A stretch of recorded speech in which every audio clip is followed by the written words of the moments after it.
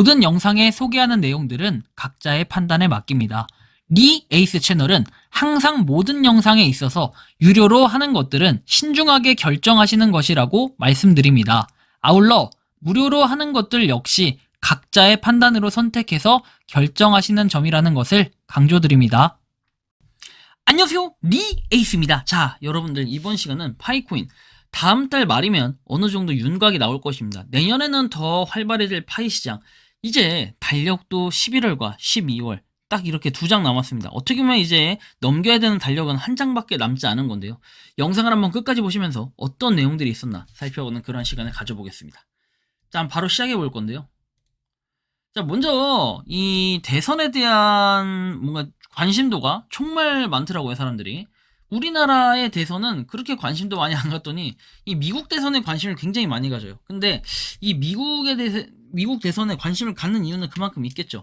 결국에는 내 코인, 그죠? 내 주식, 뭐 이런 것들에 어떻게 보면 이걸 통틀어 시장이라고 얘기할게. 시장에 영향을 많이 미치기 때문에 그래서 대선에서 누가 이길지 이걸 보는 거예요. 그래서 도널드 트럼프 씨가 지금 이렇게 가능성을 52%로 두고 있다. 근데 퍼센트만 보면은 그렇게 큰 차이가 나지 않는다라는 거예요. 이런 걸 좀 참고를 해보셔야 될 것 같고, 원래는 이렇게 격차가 났던 게 요만큼의 격차가 났던 게 이렇게 확 해서 좁혀졌어요. 그러다 다시 지금 살짝 이렇게 올라간 듯한 이런 느낌이 좀 드는 정도인데, 뭐 앞으로 내일인가요? 대선이 진짜 얼마 안 남았네요. 좀 더 정확히 얘기해 본다면 16시간 50분 정도 남았다고 보시면 될 것 같아요. 자, 다음 내용을 보면요, 파이 네트워크 343.3만 팔로워입니다. 대선 전 팔로워 마지막 집계라고 볼 수 있겠는데, 어떻게 보면 343.3만 팔로워, 팔로워가 그렇게 많지는 않은 것 같아요.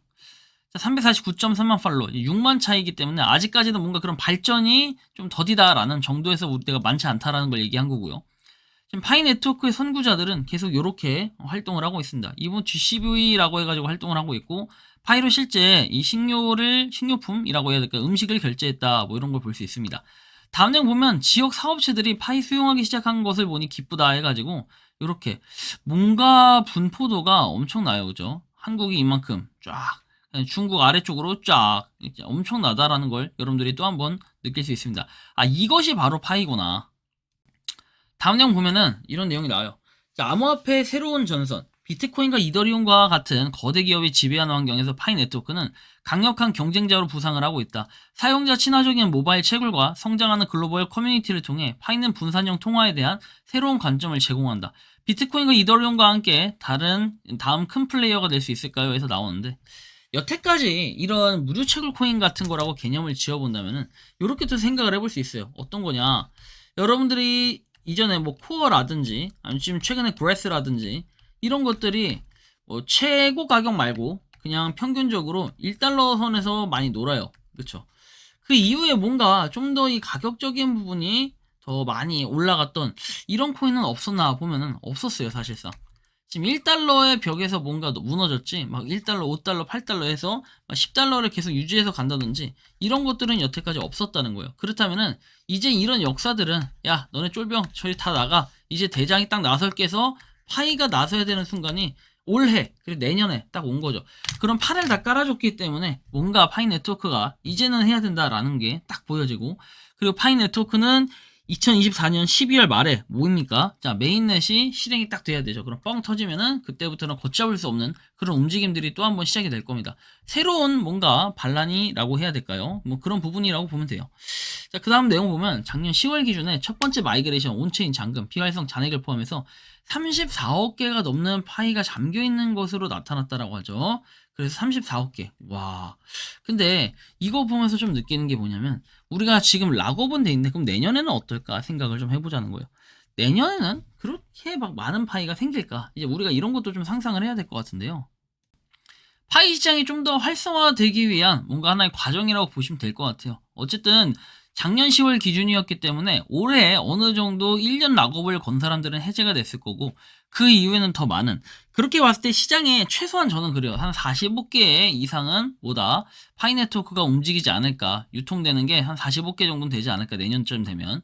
한편 이제 다우월드님이 올려주신 또 심각한 되게 무거운 내용들인데, 이거는 꼭 뭔가 공론화가 될 필요가 있어 보인다라는 생각이 들어요. 자, 보시면 이 글을 쓴 이유는 파이 코어 팀에서 이 글을 볼 수 있기를 바라는 마음 때문이다.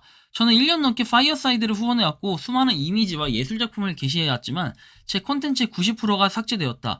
저는 커뮤니티 내에서 파이 페스트 이벤트를 홍보하여 많은 사람이 파이어사이드 앱을 사용하도록 격려했고 결국 많은 사람이 앱을 사용하게 되었다. 그러나 언제나 그렇든 파이어사이드는 합법적인 콘텐츠를 삭제했고 커뮤니티 사용자는 이유도 모른 채 귀중한 창작물을 읽는 충격과 좌절을 반복해서 겪으며 앱을 떠나게 됩니다.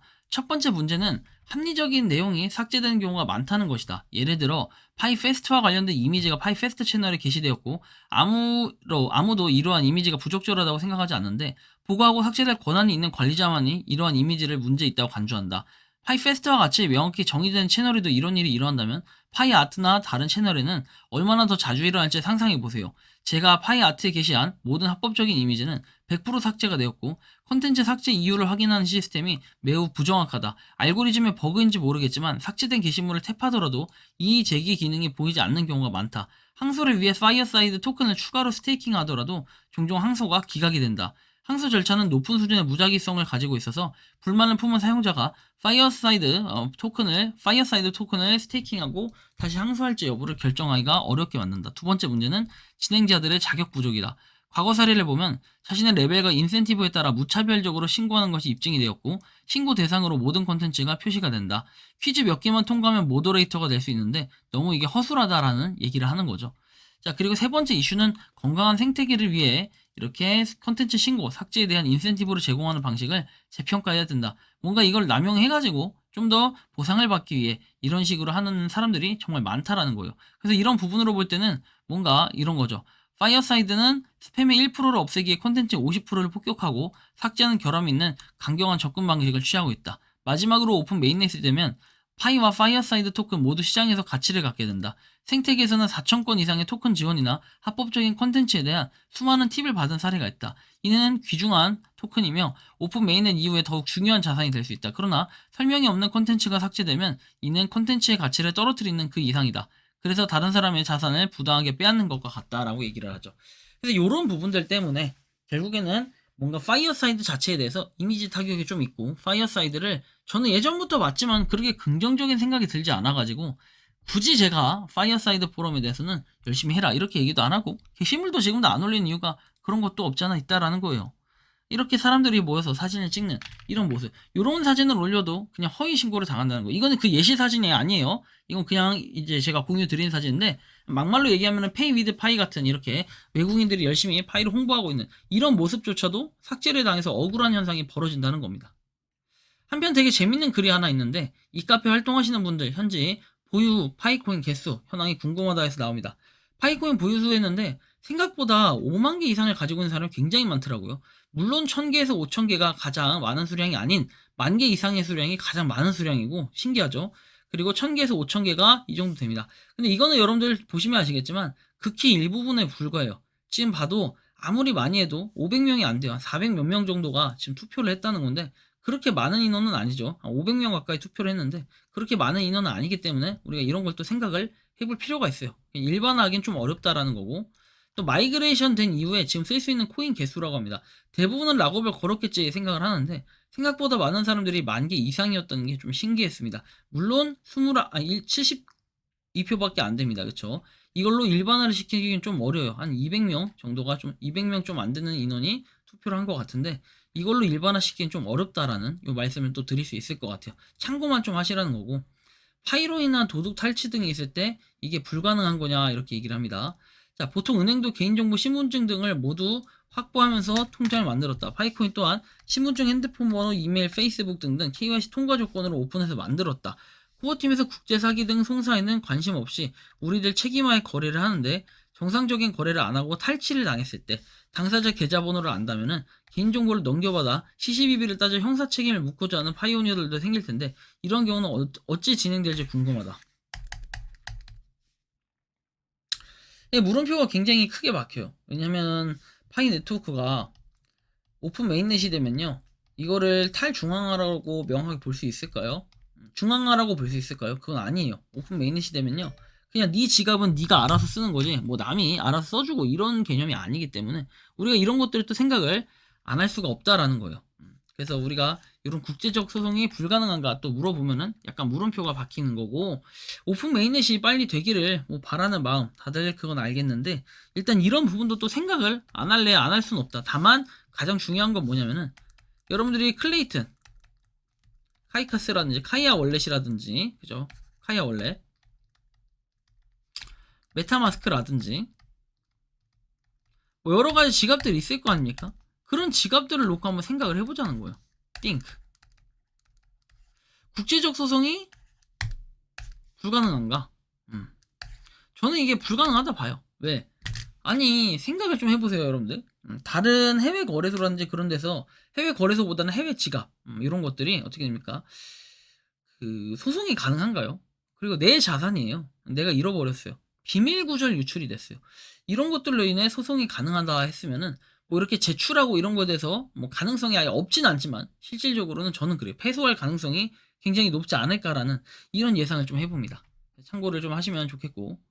자, 다음 내용을 한번 봐볼게요. 자, 상위 1% 부자는 순자산 29억 원 가진 21만 가구라고 내용이 나옵니다.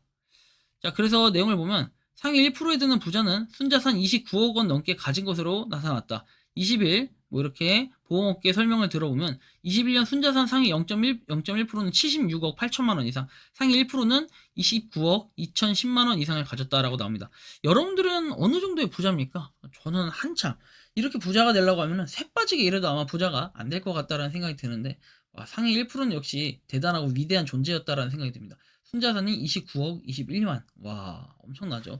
자, 아무튼 좀 참고해 보시면 좋겠고, 다음 내용 보면은 파일을 얼마나 가지고 있냐. 그래서 요것도 좀 살펴볼 필요가 있는데, 와, 100만 개 이상 가지고 있는 저 51개 지갑. 저런 분들은 상위 1%의 지갑이 아닐까. 이제 이런 생각을 또 해보기도 합니다. 참고를 좀 하시고요. 자, 마이그레이션 계속해서 올라가고 있다고 했죠. 683만입니다. 조금씩 계속해서 10,000명씩만 이렇게 꾸준히 올라가도 나중에 말아 올릴 때, 나중에 마이그레이션을 한 번에 팍팍 진행할 때 최대 뭐 10만 명 정도 이렇게 예상을 하고 있다고 했죠. 최대가 아니라 한 10만 명 정도씩은 하루에도 한 번에 할 수 있다. 지금 시스템의 그런 힘으로는 이런 식으로 코어팀 답변도 있었기 때문에 우리가 생각을 해보면 상당히 또 이 힘 있는 힘을 받아가지고 메인넷 될 가능성이 점점 더 높아지고 있다라는 거 우리가 또 생각을 해볼 수 있습니다. 앞으로 한 320만 명, 327만 명 정도, 317만 명 정도 남았죠. 그렇기 때문에 충분히 한 달 안에도 가능은 하겠다 이런 생각도 해볼 수 있는데, 그래서 다음 달 정도면은 다음 달 말 정도면은 어느 정도 메인넷이 될지 안 될지 이런 윤곽이 나올 거예요. 그리고 내년에는 좀 더 활발해질 파이의 시장을 생각해 본다면은 우리는 어떻습니까? 지금 뭐 대선 이런 거 의미 없습니다. 파이는 상장이 되어 있는 것도 아니기 때문에 우리가 힘을 좀 더 받으려면 어떻게 해야 됩니까?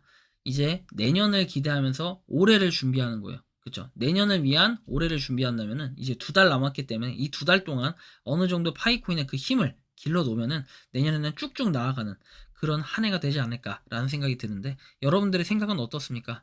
파이코인에 대한 생각, 자유롭게 여러분들의 의견을 댓글로 남겨주시면 좋겠고, 이번 영상은 여기서 마치는 걸로 하겠습니다. 도움이 되셨다면 구독과 좋아요, 알림 설정 부탁드리고, 파이코인을 채굴하시는 많은 분들, 그리고 파이코인 생태계를 노력하시는 모든 파이오니어분들, 오늘도 파이팅 하시고 즐거운 한 주 보내시기 바랍니다. 리 에이스였습니다. 감사합니다. 평소에 궁금하셨지만 내가 시도해보기 어렵거나 시간 낭비하고 싶진 않고 새로운 제보를 해주실 분들께서는 아래의 주소로 메일을 보내주시면 제가 해결해드리겠습니다. 단톡방은 유튜브 검색창에 소통창구를 개설했습니다를 검색해주셔서 확인하시면 됩니다. 아울러 채널 멤버십 가입 시 다양한 혜택을 누리실 수 있으니 참고해주시기 바랍니다. 시청해주셔서 감사합니다.